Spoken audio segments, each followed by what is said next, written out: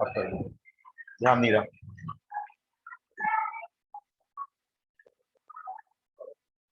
Negative X axis और negative Y axis को मैंने तो ड्रॉ ही नहीं किया।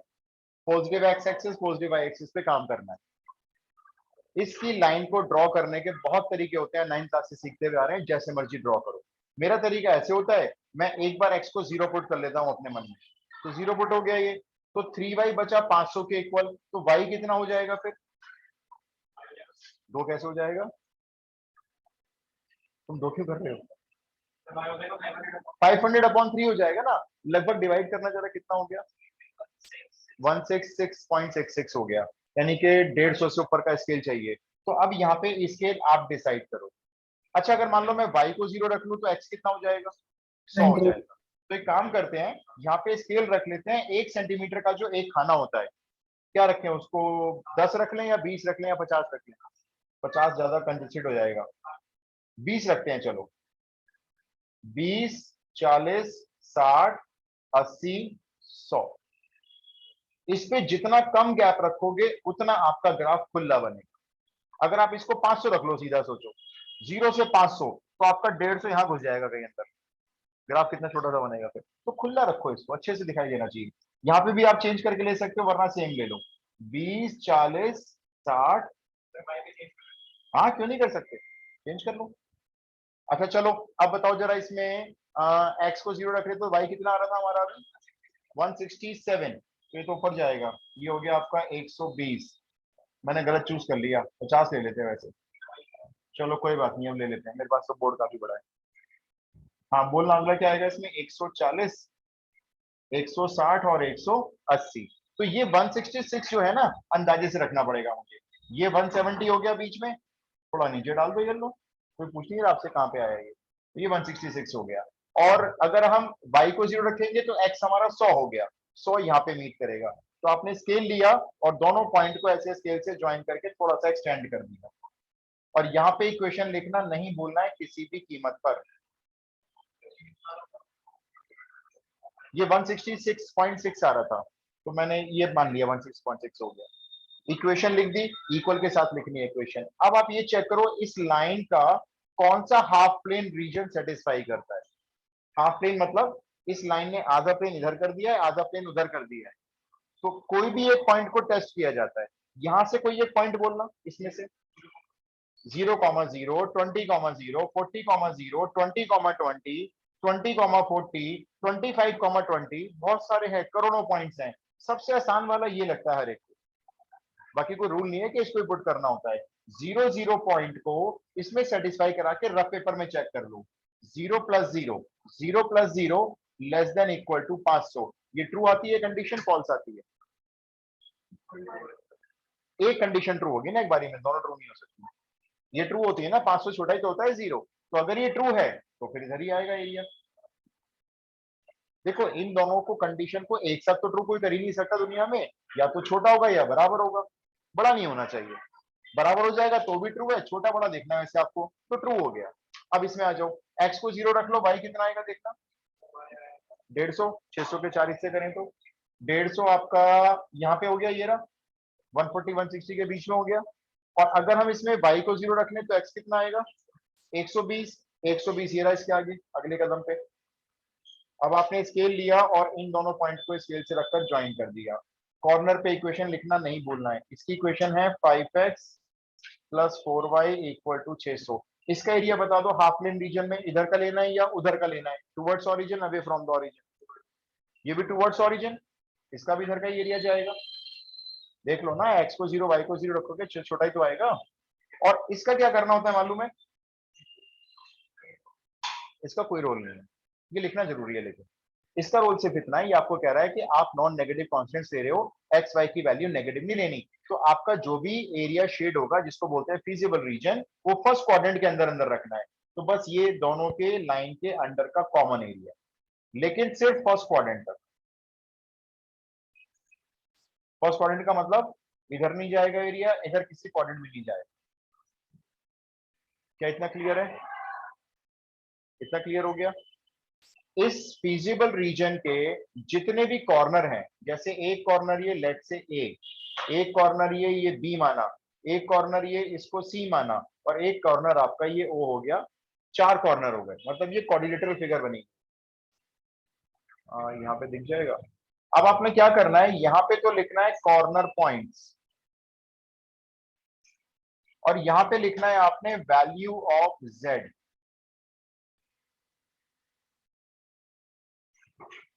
पहला कॉर्नर पॉइंट चलो हमने ए बोल दिया, मुझे ए के कोऑर्डिनेट्स बता दो। चलो ए पॉइंट देख लो, ये इस लाइन का है, ये इस लाइन का पॉइंट है, देख लो। इसलिए हम लाइन की इक्वेशन लिख लेते हैं कि अभी कंफ्यूजन हो तो देख लेंगे सीधा। इसका वाई देख लो ना, कितना है इसका वाई, 150 तो है, इसका मतलब 150 है। वो जो 167 वाला है ना, वो तो ऊपर छूट गया ये रहा। तो ये 150 वाला पॉइंट है। तो ए पॉइंट के कोऑर्डिनेट्स हुए 0,150। बी पॉइंट के कोऑर्डिनेट्स चाहिए। अब बी पॉइंट को आप ग्राफ से मत देखना, ग्राफ से कई बार ना जैसे हमें को लग रहा है शायद ये 60 आने वाला है, ऐसा लग रहा है, कई बार वो 65 भी होता है, लेकिन तो आप अपने ग्राफ पे रिलाई मत करना, आप इन दोनों इक्वेशंस को रफ पेपर लेकर सॉल्व कर लेना, बड़ा आसान है। देखो जैसे रफ पेपर लिया, 5x + 3y 500 है और ये 5x + 4y 600 है, 140 आ रहा है। ठीक कह रहे हो, ये कट गया, -y 100, तो y 100 हो गया, y 100 हो गया, तो ये 200 हो जाएगा, 40 आ रहा है। ठीक है, x 40 आ रहा है, y 100 आ रहा है। दोनों इक्वेशन को रफ पेपर में सॉल्व कर लो, दिखाने की जरूरत नहीं होती इसको, यहाँ पॉइंट शो कर सकते हो। y 100 आ रहा है, दोनों इक्वेशन को सॉल्व करके। सी पॉइंट बता दो जल्दी से, 100,0। ऑरिजिन बता दो, 0 0। तो 4 कॉर्नर पॉइंट, चारों आपने प्लॉट कर दिए। चारों पॉइंट को z की वैल्यू में रखते चले जाओ एक एक करके। पहले x 0 और y 150, कितना हो गया, 3000। अब x 40 और y 100, 1200 और 2000, 3200। अब 100 रख देंगे तो 3000 और 0 पर 0। कई बार बच्चे सोचते हैं कि मेरी ये वाली वैल्यू मैक्सिमम ठीक आ रही है, लेकिन ये दो मेरी गलत आ रही है और हमें चाहिए भी नहीं, लेकिन इन दोनों का भी ठीक आना बहुत जरूरी होता है। आप मेरी बात समझे, मान लो ये 3000 से 2500 लिखा है, ठीक है, ये 3000 है लेकिन आप 2500 लिखा है, आपका आंसर तो ये हो गया, 3200 मैक्सिमम है, लेकिन इसका भी ठीक निकलना कंपलसरी होता है। आप ये मत सोचो कि मेरी ये ठीक तो है, वो गलत है तो क्या हुआ, होने दो गलत, इसका भी ठीक होना जरूरी है। ये आपका मैक्सिमम पॉइंट है या मैक्सिमम वैल्यू है इस पॉइंट से, यहाँ पे हमने मेंशन कर दिया मैक्सिमम। अब आप नीचे अपना एक फाइनल आंसर लिखेंगे, gadget A equal to 40 units, gadget B equal to 100 units, maximum profit 3200। MCQ में आया था टर्म 1 में, उसमें फिजिबल रीजन प्रिंटेड था और ऑब्जेक्टिव फंक्शन दिया हुआ था जो आया था इस बार टर्म 1 में। तो उसमें आपको ही बताना था कि इस फिजिबल रीजन में से पॉइंट अपना आप देखने थे, शेड करके दे रखा था, मैक्सिमम वैल्यू बताओ उसकी क्या है। बहुत इजी था, 1 नंबर में था, क्योंकि टर्म 1 में आया था ना सीबीएसई बोर्ड में, ये 40 के 40 एमसीक्यू में एक था, दो थे इसके, दो थे।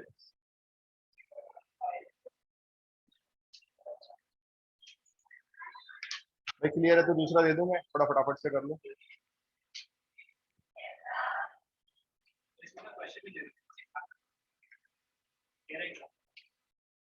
एग्जाम्पल एग्जाम्पल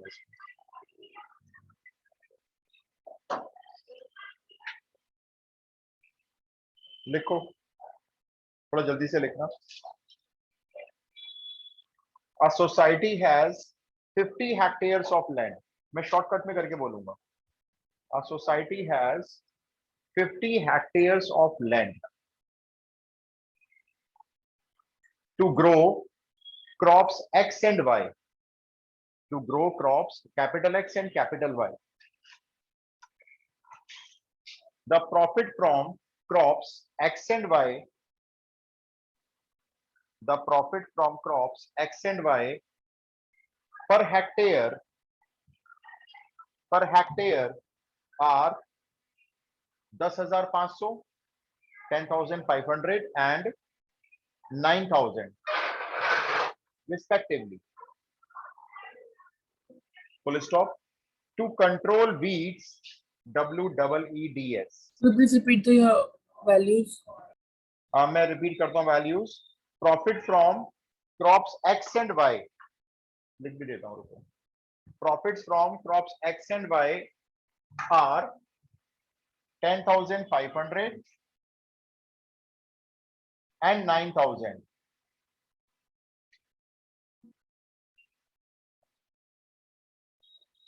ये एक्स क्रॉप से प्रॉफिट आएगा, ये वाई फसल जो है उगाई है उससे प्रॉफिट आने वाला है. To control weeds,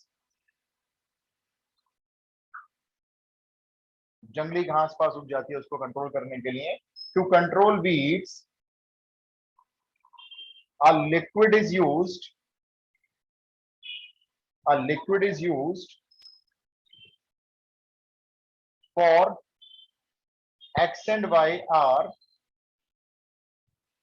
20 liters and 10 liters per hectare. Crop x में वीड्स को कंट्रोल करने के लिए 1 हेक्टेयर में दवाई डाली जाएगी, लिक्विड दवाई है कोई, 20 लीटर डाली जाएगी, और क्रॉप वाई के 1 हेक्टेयर में डाली जाएगी 10 लीटर. आगे लिख लें, not more than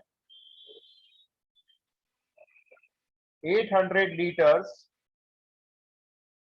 of liquid, क्योंकि दवाई है, शुड बी यूज्ड. 800 लीटर से ऊपर यूज नहीं करनी है. अगर इसे ज्यादा करेंगे 800 लीटर ज्यादा तो क्रॉप को नुकसान होने के चांस है.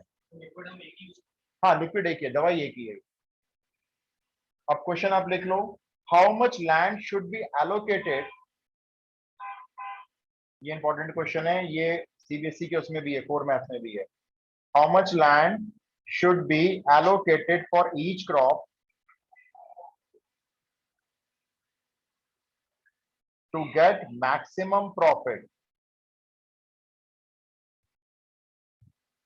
कितनी कितनी लैंड दोनों क्रॉप के लिए हम एलोकेट करें जिससे इनसे प्रॉफिट होने जो वाला है क्रॉप एक्स क्रॉप वाई से वो मैक्सिमम हो जाए.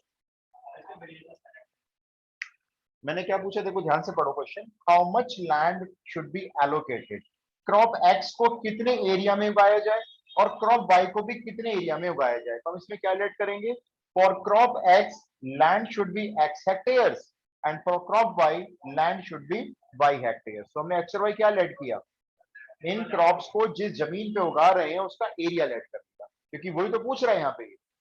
अब आगे आप सब्जेक्ट को कॉन्स्टेंट सुना लो. चलो, इसमें कुछ चीज मैन्युफैक्चर नहीं हो रही है, एलोकेशन प्रॉब्लम कह सकते हो इसको.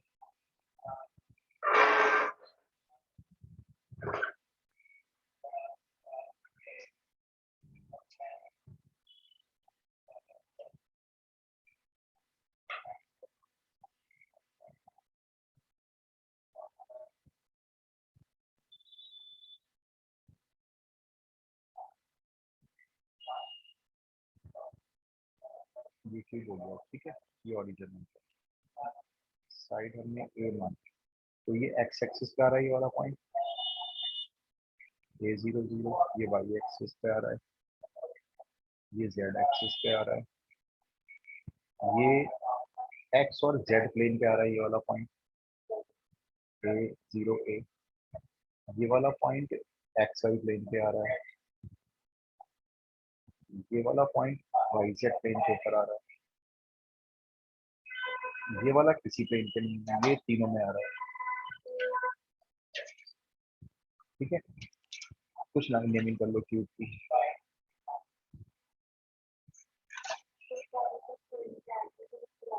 हाँ, बाकी तो दूसरा कोऑर्डिनेट 0 होगा. अब इसमें तो ये ऐसे होगा ना, जैसे बॉक्स ऐसे रखा हुआ होगा, तो ये कॉर्नर वाला पॉइंट होगा जो इधर होगा, स्पेस किसी प्लेन से टच नहीं होगा. हमने साइड ए मानी है, हमने लेट कर लिया साइड ए क्यूब की, तो सारी साइड ए होंगी. बन गए सब्जेक्ट तो कॉन्स्टेंट नहीं बने. अच्छा एक बात बताओ, पहले लैंड की बात करते हैं. क्रॉप एक्स को आपने कितनी लैंड दी है, नहीं वो तो प्रॉफिट है, आपने लैंड कितनी दी है उगाने के लिए, आपने एज्यूम किया है ना एक्स हेक्टेयर्स, और क्रॉप वाई के लिए कितनी लैंड ली आपने, वाई हेक्टेयर्स. कुल मिला के कितनी लैंड होगी दोनों की मिलाकर, आपकी कितनी होगी पहले आप बताओ, एक्स प्लस वाई, और लैंड है कितनी आपके पास. तो 50 से ऊपर यूज कर लोगे या कम यूज करोगे, कम ही तो यूज करोगे. तो पहली कांस्टेंट क्या बना, X plus Y less than equals to 50. ये पहला कांस्टेंट हो गया. दूसरा जरा इस लिक्विड का बना के दिखाओ बस. और तीसरा बनेगा नॉन नेगेटिव कांस्टेंट. ऐसे तो कोर मैथ में भी है और इम्पोर्टेंट क्वेश्चन मार्क करवाते हैं इसको हमेशा।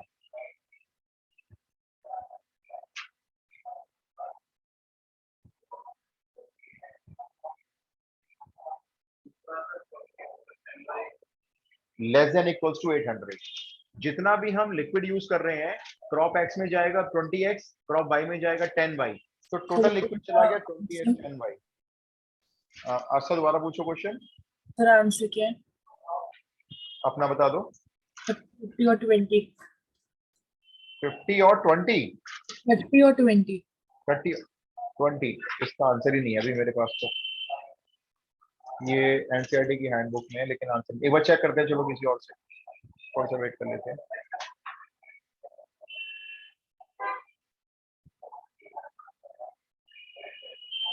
ये इसके 4 डायगोनल, एफसी, एडी, बीई और ओजी। ये इसके 4 डायगोनल ऐसे ही है ना, ये फ्रंट का स्क्वायर हो गया, फ्रंट वाला ये उधर ज्वाइन होगा एफसी से, तो एक डायगोनल ये हो गया, एक डायगोनल एडी हो जाएगा ऐसे, एक डायगोनल इसका बी हो जाएगा और एक डायगोनल इसका ओजी हो जाएगा। अब इन डायगोनल्स के डायरेक्शन रेशियोज लिखते हैं। एडी के डायरेक्शन रेशियो कैसे लिखेंगे? ए में से डी या डी में से माइनस करके, मर्जी है हमारी। डायरेक्शन रेशियोज किसी एक लाइन के बहुत सारे हो सकते हैं, जैसे मैंने किया ए माइनस ए, या मैंने इसको ए से डिवाइड करके लिख दिया ये होगा, या मैं इसको 2 से मल्टीप्लाई करके चेंज कर सकता हूँ। लेकिन जब मैं इसके डायरेक्शन कोसाइंस लिखूंगा तो ये होगा 1 अपॉन तीनों के स्क्वायर का सम अंडर रूट 3, फिर 1 अपॉन ये भी अंडर रूट 3 और ये माइनस 1 अपॉन, ये चेंज नहीं होगा, ये आप बहुत सारे चेंज कर सकते हो, ये हमेशा ये होगा। ठीक है, अब हमें लिखे एडी के, ये ऐसे लिखे एफसी के। भाई आंसर आया किसी का? आस्था ने आंसर दिया है 30 और 20 हेक्टेयर्स लैंड आ रही है। एक बार आप लोग देख लो, फिर मैं टैली कर लेता हूँ। एफसी में एफ में से सी माइनस करते हैं तो ए माइनस 0 ए माइनस ए। टेबल की जरूरत नहीं है, क्यों बना रहे हो? बना दो।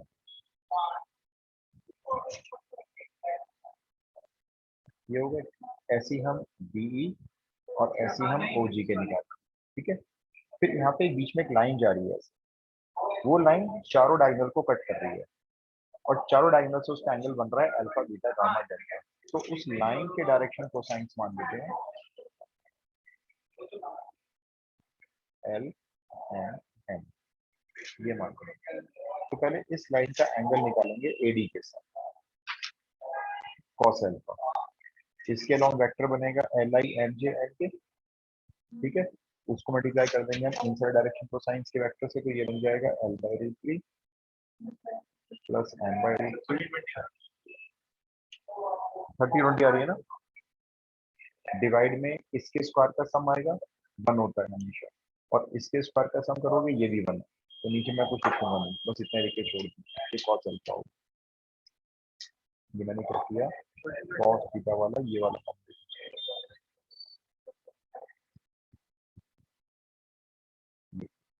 तो इन दोनों का डॉट प्रोडक्ट निकाला, वेक्टर बनाया नहीं मैंने, इसका वेक्टर बनाया हमने, इसका बनाया और ये निकाल दिया मैंने डॉट प्रोडक्ट।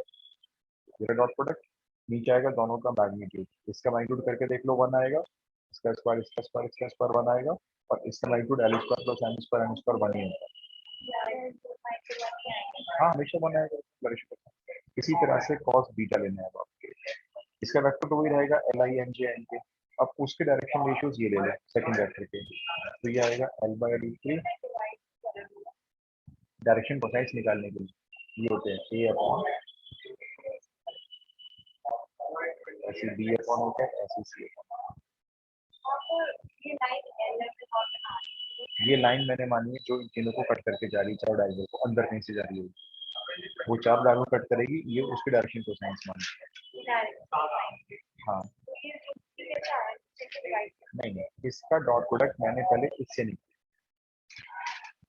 इसका वेक्टर बनाया, उसका डॉट प्रोडक्ट इसके वेक्टर के साथ किया, तो ये है। और और मैंने क्यों नहीं लिखा ये दोनों, क्योंकि वो दोनों वन बनेंगे। फिर हम इसी लाइन का इसके साथ कर रहे हैं, तो ये हो जाएगा L/√3, नहीं अलग है, टाइम अलग है, ये सेकंड इक्वेशन। ऐसी कॉस गामा बनाएंगे तीसरे डायगोनल से, और कॉस डेल्टा बनाएंगे चौथे डायगोनल से। फिर इनके स्क्वायरिंग करके सबका सम करेंगे, फिर इनकी स्क्वायरिंग करके सबका सम करेंगे, तो ये 4/3 प्रूव हो जाता है।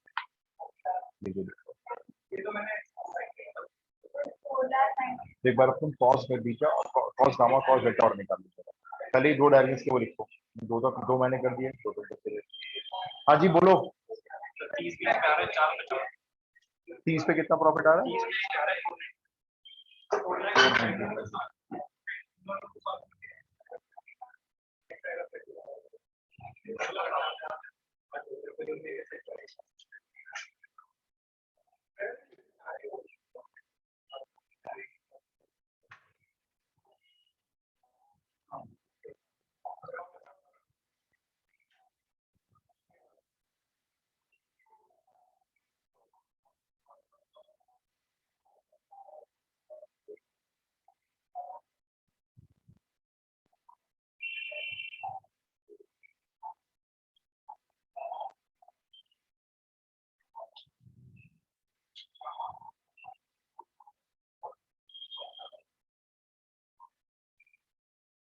ये दो बना लिए थे आपने कांस्टेंट, और तीसरा आपने ये बनाया होगा नॉन नेगेटिव कांस्टेंट। आपका ऑब्जेक्टिव फंक्शन ये रहा होगा, इस पे 1 हेक्टेयर पे प्रॉफिट आ रहा है 10,500 का, तो x हेक्टेयर से इंटू एक्स कर दिया, और ऐसे ही ये 9,000 y हो गया। ये आपका मैक्सिमाइज होना होगा। ग्राफ चेक कर लो एक बार फटाफट से।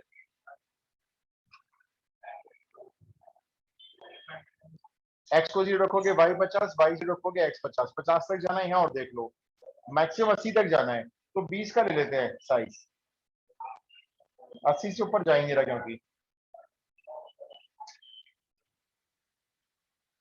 एक लाइन ज्वाइन करेंगे 50 और 50 को ज्वाइन करके, ये आ गई एक लाइन। यहाँ पे इसकी इक्वेशन लिख देंगे, एरिया जाएगा टूवर्ड्स ओरिजिन, इसको ड्रॉ करेंगे y80, इसको ड्रॉ करेंगे x40। एक बार आप ग्राफ चेक कर लो, आप इसका एरिया भी टूवर्ड्स ओरिजिन ही लेंगे, और ये आपका फिजिबल रीजन आ रहा होगा। जैसे मैंने स्पीड से किया, ऐसे आप भी स्पीड से खींच के आओगे, कुछ है नहीं, आराम से हो जाएगा। अब इसके कॉर्नर पॉइंट में एक ये पॉइंट हो जाएगा ए, एक ये पॉइंट हो जाएगा बी, एक ये पॉइंट हो जाएगा सी, और एक ये हो जाएगा ओरिजिन। चारों कॉर्नर पॉइंट को ऑब्जेक्टिव फंक्शन में रखेंगे, तो ये बी पॉइंट जिसके कोऑर्डिनेट्स 30, 20 आ रहे हैं, यहाँ पे आपका प्रॉफिट मैक्सिमम आ रहा हो जाएगा। कर लोगे इसको कंप्लीट। नेक्स्ट डालो ट्रांसपोर्टेशन प्रॉब्लम।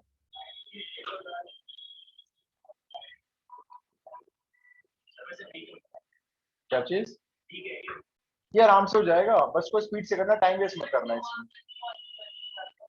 कुछ नहीं पता, देखो एक्चुअली ना, कोई एक बार पेपर जब हो जाएगा ना, तब आइडिया लगेगा। अभी हम जो आइडिया लगा रहे हैं वो सब के सब सैंपल पेपर को देख के लगा रहे हैं, जो ऑलरेडी प्राइवेट पब्लिशर्स ने बना दी है। कुछ पता ही नहीं चल रहा, फर्स्ट टाइम आ रहा है ना अप्लाइड मैथमेटिक्स। आप लोग लकी हो, इंट्रोड्यूस कर रहे हो अप्लाइड मैथमेटिक्स फॉर बच्चों के लिए।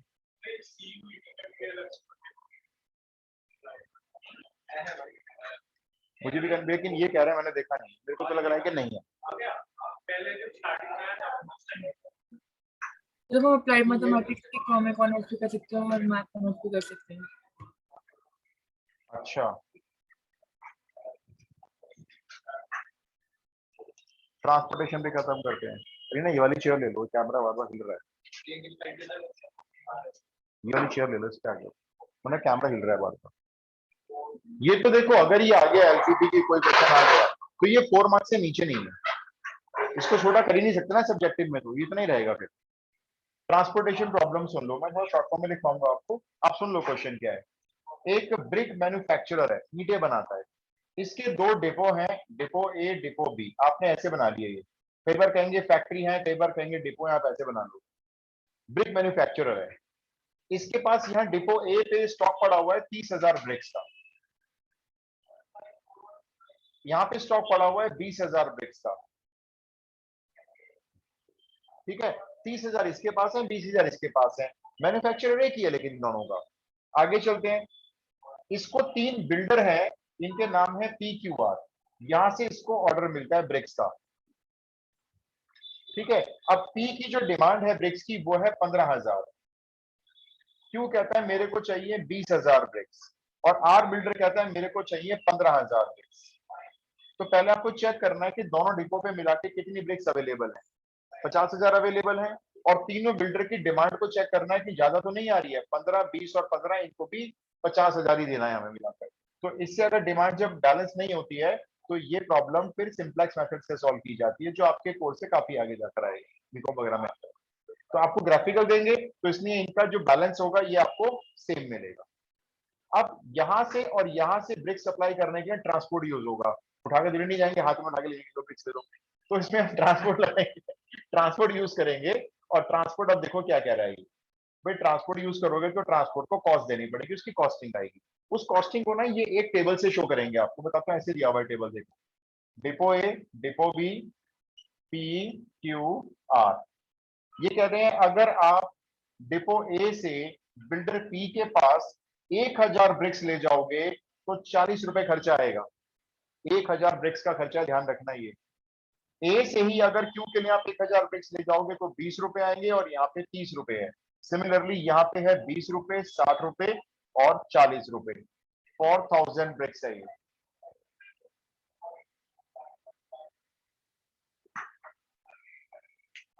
सवाल ये उठता है, अब दोनों डिपो मिलकर सप्लाई करेंगे तब जाके बिल्डर की पूर्ति हो पाएगी। दोनों से जब ब्रिक्स सप्लाई होंगी तो ये ट्रांसपोर्ट कॉस्ट आएगी। सवाल ये है दोनों डिपो से कितनी कितनी ब्रिक्स इन बिल्डर्स को पहुंचाई जाएं सो दैट इनकी डिमांड तो पूरी हो जाए। ये तो अपना मुंह कर ले बंद, हमको ब्रिक्स मिल गई, लेकिन हमारी जो ट्रांसपोर्ट की कॉस्ट है वो कैसी होनी चाहिए, मिनिमम आनी चाहिए। तो हमें ये पूरी सप्लाई अब बतानी है कौन किसको कितनी दे रहा है। क्वेश्चन समझ में आ गया? ये क्वेश्चन पूरा पैराग्राफ है, मैंने आपको पढ़ के सुना दिया है। अब आप क्या करते हो, किसी भी एक डिपो से अपनी सप्लाई स्टार्ट कर सकते हो। ब्लूप्रिंट से मैच करना है, टीचर को आसान बनाना है कॉपी चेक करने के लिए, तो ए से स्टार्ट करना है, बाकी मर्जी है बी से भी स्टार्ट कर सकते हो। तो हमने ए से पी को कुछ ब्रिक सप्लाई कर दी, कितनी कर दी, से एक्स। ए ने क्यू को कितनी ब्रिक सप्लाई कर दी, यहाँ पे मेरे पास जाएगा, मैं ऐसे लिख देता हूं, इसने सप्लाई कर दी लेट से वाई ब्रिक्स। तो अब ए आर को कितनी ब्रिक सप्लाई करेगा, जितनी उसके पास बचेंगी। 30,000 माइनस एक्स माइनस वाई। तो डिपो ए अब खाली हो गया, ब्रिक्स ऑन सप्लाई हो गई है अब, लेकिन इनकी पूर्ति शायद अभी नहीं हो पाएगी। अब आएगा बी, बी कहेगा भाई आपको कितने चाहिए, तो पी बोलेगा मैंने वहां से एक्स ले लिया, बचे हुए आप मेरे को दे दो। कितने चाहिए इसको, 15,000। तो 15,000 में से एक्स माइनस करके जो बचा वो बी ने इसको दे दिया। अब बी क्यू को कितने देगा,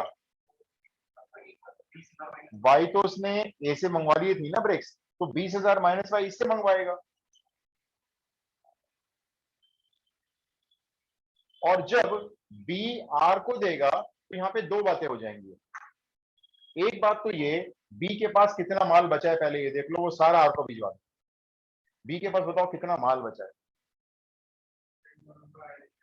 इन दोनों का एडिशन, टोटल में से इन दोनों का एडिशन माइनस, ये बोलोगे ना, तो मैं ऐसे लिख लूं, देखना, बी के पास है 20,000 ब्रिक्स, माइनस ये कर दो क्योंकि ये दे चुका है, तो माइनस 15,000 प्लस एक्स, क्योंकि ये माइनस पहले से ही है, और माइनस ये कर दो, कहां गया, 20,000 माइनस वाई, माइनस पहले से है क्योंकि, सॉरी, प्लस वाई। एक तरीका और है, बताओ क्या, आर को पहुंचाने का। 15,000 इसको चाहिए थे, कितने वहां से उठा चुका है ये, तो बचा हुआ सारा बी से मांग लेगा। तो इसी लाइन के नीचे आप ये लिख दो, 15,000 minus 30,000 plus X plus Y. और आप चेक कर लो, ये दोनों एक्सप्रेशन सॉल्व करने के बाद एक जैसे, इसको पूरा सॉल्व करके देख लो, ये है एक्स प्लस वाई, और कितना हो गया, 20,000 से 20,000 कट गया, एक्स प्लस वाई माइनस 15,000 है ये। हाँ,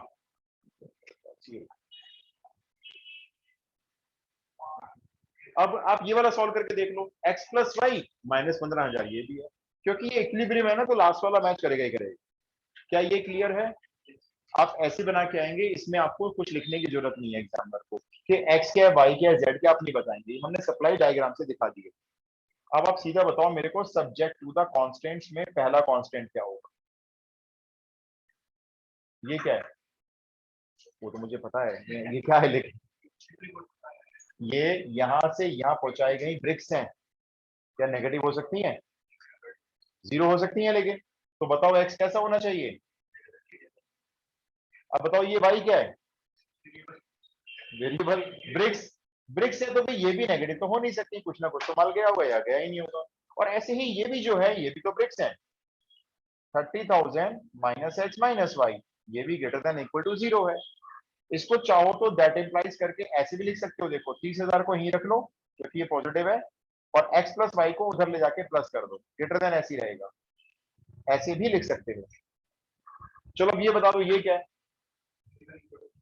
greater than equal to zero, क्योंकि ये भी तो ब्रिक्स है। तो इसको भी ऐसे लिख लो चाहो तो, 15,000 को यहीं रख लो और greater than equal to X हो गया। ये आपके बन गए टोटल मिला के 1 2 3 4 कांस्टेंट, तो यही बन गए। 4 बन गए, 3 बन गए, 4 हो गए। अब इसमें आ जाओ, ये रहा, ये भी वही है। टू, सॉरी टू नहीं, 20,000 minus Y greater than equal to zero, तो 2,000, सॉरी 2,000 नहीं, 20,000 greater than equal to Y, ये हो गया नेक्स्ट कांस्टेंट।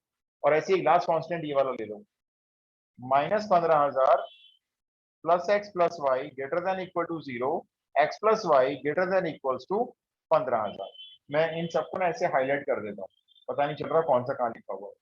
ये दूसरा है, ये तीसरा है, ये चौथा कांस्टेंट है, ये वाला पांचवा है, और ये वाला आपका छठा कांस्टेंट है। क्या यहाँ तक क्लियर है? ये तो है आपके कांस्टेंट। अब आपको बनाना है एक ऑब्जेक्टिव फंक्शन। ऑब्जेक्टिव फंक्शन मतलब जिसको मिनिमम करने जा रहे हैं। बंदूक में गोली खत्म हो गई है, एक मार्कर का नहीं, कहाँ हो गया मेरा?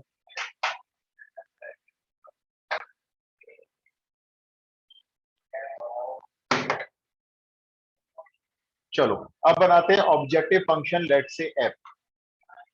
बताते जाओ, बोलते जाओ बस। ए ने पी को 1,000 ब्रिक भेजी, कितना खर्चा आया?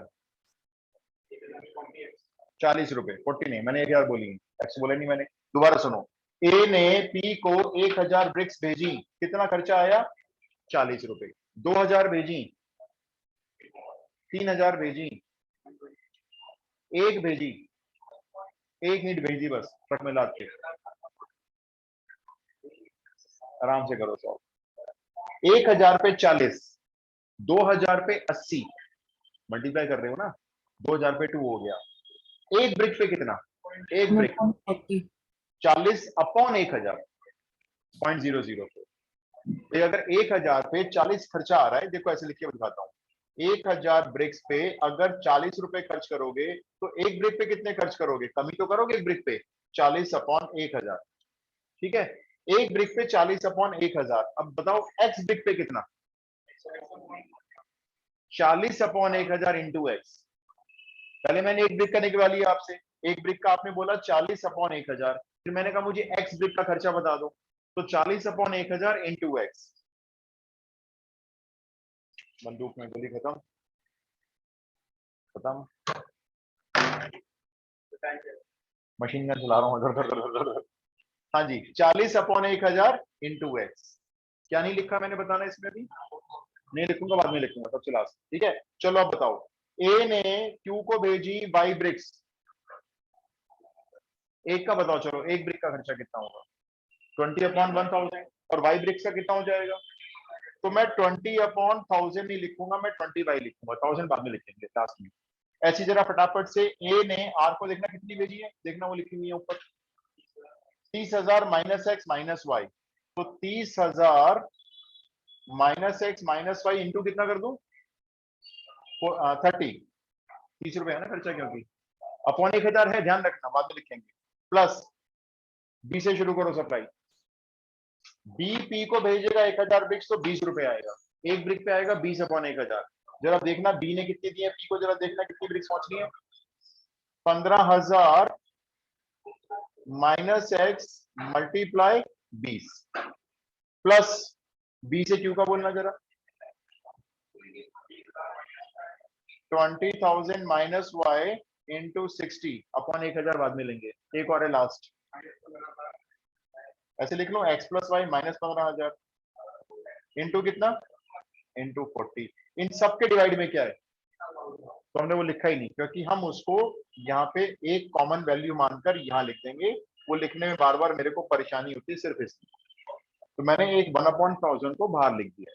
इसको सॉल्व करते हैं। यहाँ से 40x, देखो वर्बल ही है, ये 40x माइनस 30x कर दो, 10x बचे। 10x में माइनस 20x कर दो, माइनस 10x हो गए।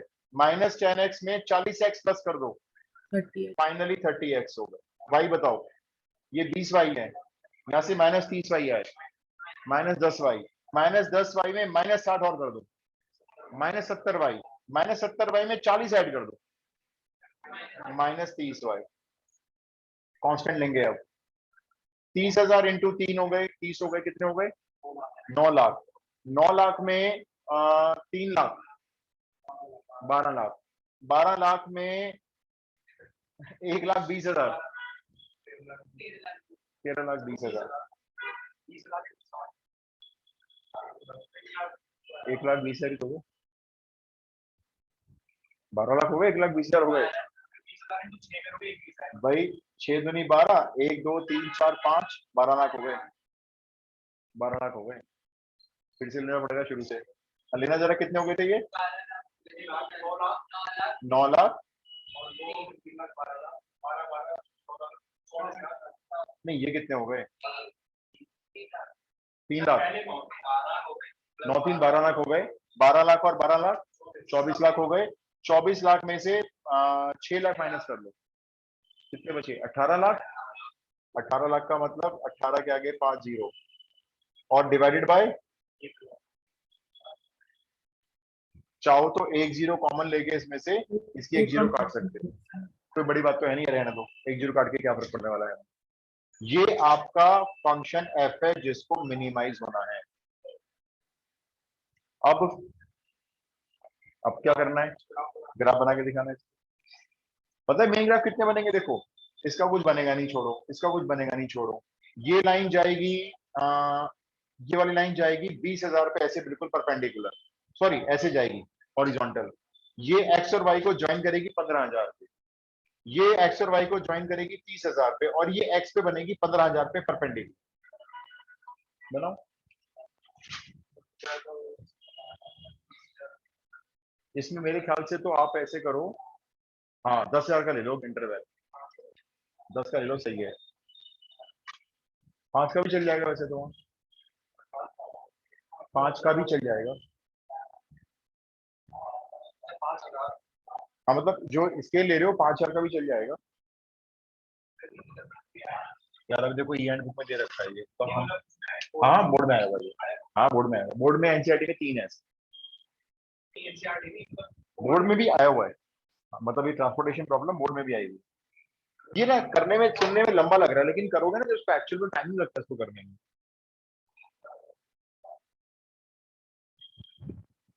बोला हुआ नहीं निकलने का, वही कर रहे हो।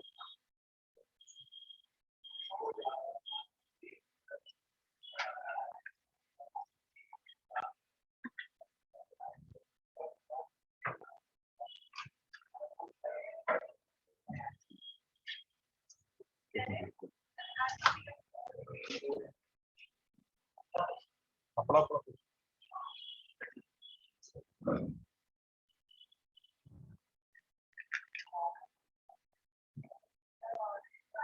हाँ लो,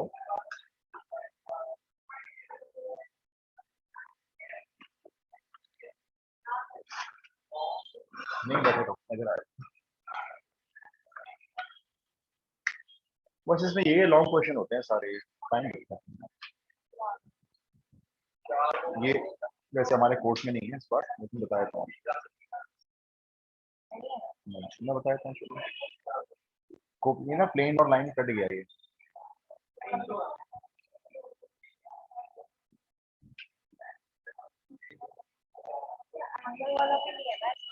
लाइन और प्लेन का एंगल नहीं है, लाइन लाइन का एंगल है, प्लेन प्लेन का। लाइन प्लेन का क्वेश्चन बच्चों के नहीं है। हाँ ये तुमने करवाया sir, angle between two planes है, ये भी कराया, point between plane and point, distance between plane and point, angle between planes करवाया है।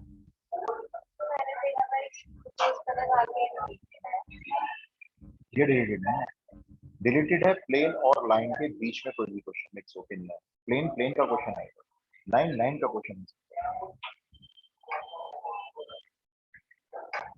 देखो इस पॉइंट से हमारा प्लेन पास हो रहा है, ये हमारा ए वेक्टर हो गया, ठीक है। आई एन वेक्टर कैसे लाएंगे अपने प्लेन का, हमारा प्लेन इन दोनों प्लेन के परपेंडिकुलर है, तो इसका एन वन वेक्टर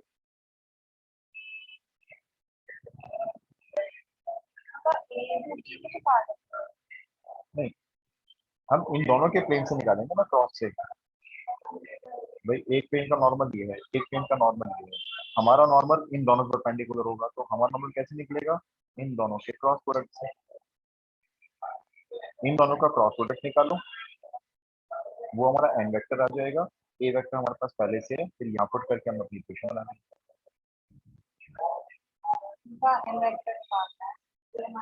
ये मैंने एन वन कहाँ से लिया, इस प्लेन का नॉर्मल वेक्टर लिया, एन टू मैंने इस प्लेन का नॉर्मल वेक्टर लिया, इन दोनों के क्रॉस प्रोडक्ट से हमारे प्लेन का नॉर्मल वेक्टर आएगा, क्योंकि हमारा प्लेन इन दोनों पे ही परपेंडिकुलर है, तो इनके क्रॉस प्रोडक्ट से कैसे वेक्टर आएगा, जो इन दोनों पे परपेंडिकुलर है। भाई ग्राफ बन गया, बोलो दिखाना एक बार। हाँ कुछ ऐसे बनेगा, इसका ट्रेपेजियम टाइप कुछ बनता है, हेक्सागन टाइप, यही ऐसी ग्राफ बनता है, बना के दिखाऊं मैं, हो गया। ये नहीं आएगा क्योंकि इसमें लाइन और प्लेन का क्वेश्चन मिक्स हो गया, इसमें मैंने करवाई नहीं अभी। देखो ना एक लाइन की इक्वेशन तो इससे पास होती है और दोनों प्लेन के पैरेलल अगर करना है, तो इसका n1 और इसके n2 के क्रॉस से आपके लाइन का b वेक्टर आएगा, ये लाइन जा रही है, ठीक है। एक प्लेन ऐसे है मान, ये प्लेन, जैसे प्लेन पैरेलल हो गया इसके, एक प्लेन ऐसे है, ये भी पैरेलल हो गया, तो ये लाइन ऐसे जा रही है, तो इसका नॉर्मल कैसे आएगा, ऐसे आएगा ना, सामने से ऐसे आएगा, और इसका नॉर्मल कैसे आएगा, जो प्लेन ऐसे जा रहा है वो ऐसे आएगा, तो दोनों नॉर्मल इस लाइन पे कैसे आ जाएंगे, परपेंडिकुलर, तो ये बी वेक्टर निकालने के लिए दोनों का करना पड़ेगा क्रॉस प्रोडक्ट, इसका और इसका क्रॉस प्रोडक्ट, वो हमारी लाइन का बन जाएगा बी वेक्टर, और लाइन की इक्वेशन ये होती है, यहाँ रख देंगे बी वेक्टर, यहाँ रख देंगे ए वेक्टर इससे बनाने पास में,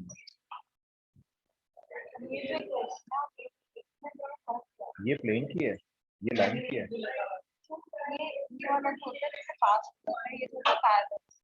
हाँ ये प्लेन होता है, इसमें प्लेन में क्या होता है, ये सही प्लेन है, एक पॉइंट तो इसकी सरफेस पे होता है ये वाला वेक्टर, और ये एन वेक्टर ऐसे परपेंडिकुलर आता है इसके ऊपर, सामने से ऐसे आता है, उसको ऐसे लिख सकते हैं, cos 180 minus theta cos theta तो होता है, लेकिन माइनस का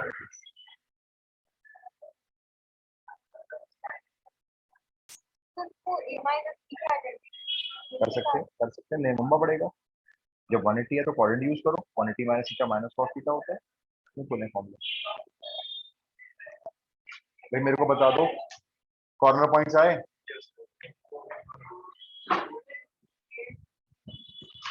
एक बार देख लो लोग, कॉर्नर पॉइंट्स नहीं आए अभी तक, मैं इसका ग्राफ कुछ यहाँ बनाया था, तुम बस बैठ गए, तुम भी आएगी नहीं,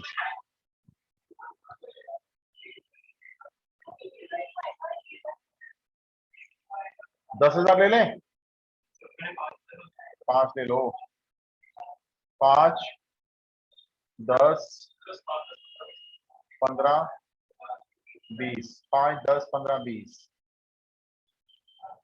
क्या क्या था, एक लाइन y पे जाएगी 20,000 पे चली गई, ठीक है, ये y इक्वल टू 20,000 लाइन हो गई, इसमें 20,000 बड़ा है, y छोटा है, तो टूवर्ड्स ओरिजिन जाएगा एरिया, फिर एक लाइन जाएगी आपकी 15,000 को ज्वाइन करके, ये ऐसे आ जाएगी, ये x प्लस वाई 15,000 वाली लाइन हो गई, ठीक है, इसका एरिया आपका जाएगा x प्लस वाई 0 प्लस 0, 0 15,000 से बड़ा नहीं होता भाई, तो फॉल्स हो गया, ऊपर जाएगा, फिर एक लाइन जाएगी 15,000 पे, ये x एक्सिस पे 15,000 पे परपेंडिकुलर लाइन,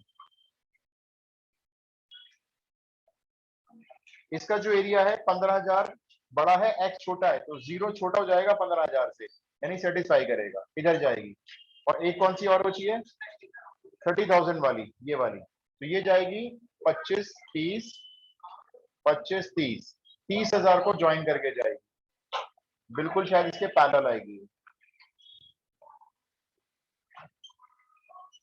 इसका एरिया जाएगा टुवर्ड्स ओरिजिन, तो कॉमन एरिया कौन सा बनेगा इसमें, ये इसका कॉमन एरिया बनेगा। कॉर्नर पॉइंट कितने हैं, 1 2 3, ये 4 और ये 5, पेंटागन शेप बनी हुई है। पॉइंट ए के कोऑर्डिनेट्स बोल देना, दिख रहे हैं सामने, 0,20,000। पॉइंट बी के बोल देना, दिख रहे हैं। देखो y तो 20,000 ही रहेगा ना इसका, y तो नहीं बदलेगा।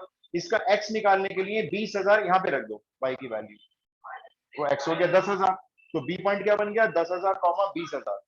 ये वाला बोल दो, इसका x तो नजर आ ही रहा है, x तो इसका 15,000 है, और इसका y कितना होगा, x तो 15,000 है ना, तो y के लिए इस लाइन में x को रख दो 15,000, तो y भी 15,000 है, तो ये हो गया 15,000 15,000, ये तो दिख ही रहा है 15,000 0, और ये हो ही गया था हमारा 0,15,000। तो 6 के 6 सॉरी 5 के 5 कॉर्नर पॉइंट्स आपको एक एक करके इसमें रखने हैं, और फिर इसकी मिनिमम वैल्यू ढूंढनी है कहाँ पे आ, क्या हो जाएगा, सही में आ गया। एक क्लास और कर लेंगे, सोच रहा हूँ एक क्लास और, हाँ डाइट वाले जब कर रहे हैं तो कर ही लेते हैं फिर, क्योंकि दोबारा नहीं होगा इसके बाद। तो इसमें जो अनफिजिबल रीजन वाला पॉइंट है वो भी बता दो। एक बार दोबारा पूछना आस्था। तो जो फिजिबल रीजन के बाहर आता है आउटसाइड फिजिबल रीजन में, हाँ वो डाइट प्रॉब्लम में आएगा ना, वो जो आप पूछ रहे हो ना फिजिबल रीजन के बाहर में आएगा, वो डाइट प्रॉब्लम में आएगा। तो एक क्लास और कर लेते हैं, डाइट प्रॉब्लम कर लेंगे उसके अंदर, ठीक है।